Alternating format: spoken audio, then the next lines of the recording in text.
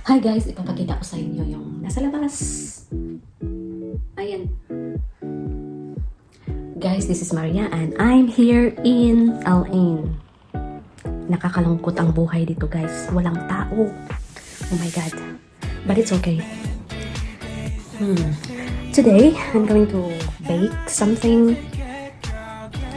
I'm going to bake Matcha Flavored pandesal. So, this is my first time to make it, and I hope we will get the good result. It's kinda experimentation of what I have for flavoring. So let's get started, guys. So for my matcha filling, I need to have 1/2 cup of almond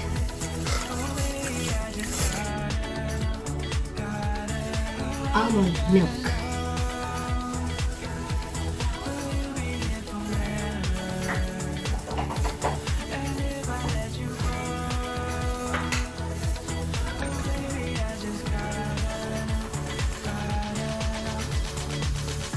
So, kailangan lang siyang medium heat lang siya. Medium heat. Ayan.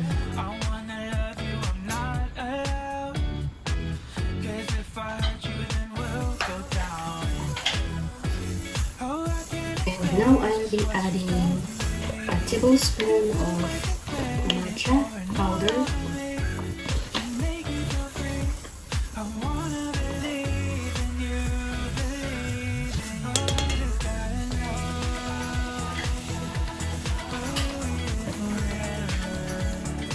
So this is totally an experiment.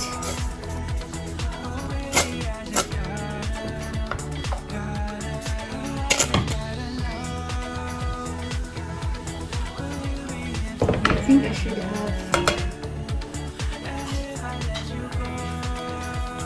used this mixer. Just whisk.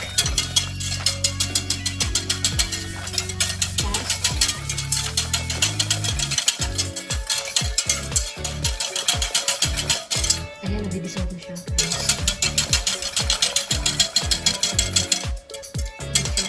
Bilisan na natin siya pag-whisk. At saka, kailangan medyo nito na siya.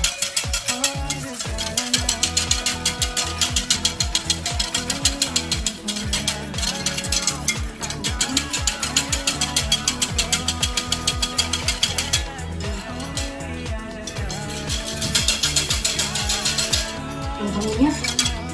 Okay, then we'll add our cream, heavy cream.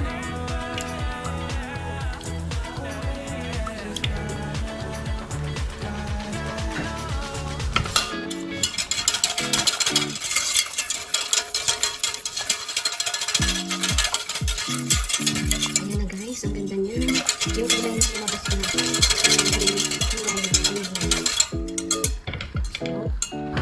Off muna natin. And then, ngayon guys, magdagdag tayo ng 1/4 cup of sugar.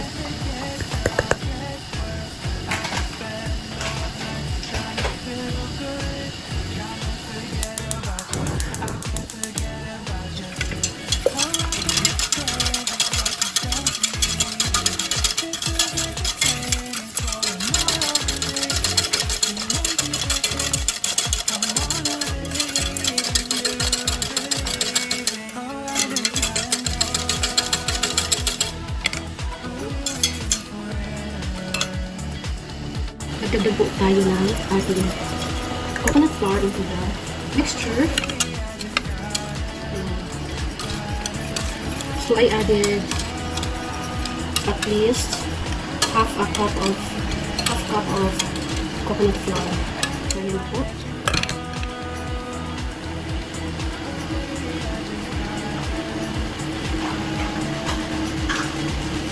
Then magdagdag tayo ulit ng cream. For about 1 cup. Ayan.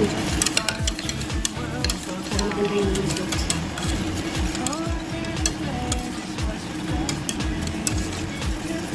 Okay guys, so ito na yung ating video for our pandesal. Titignan lang natin kung paano ang tamis niya.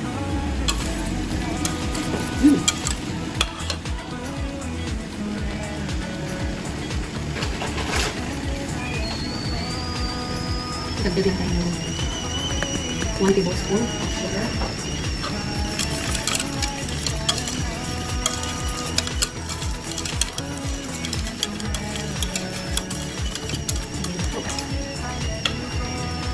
Ayan guys, sit aside lang natin to para lalamig siya.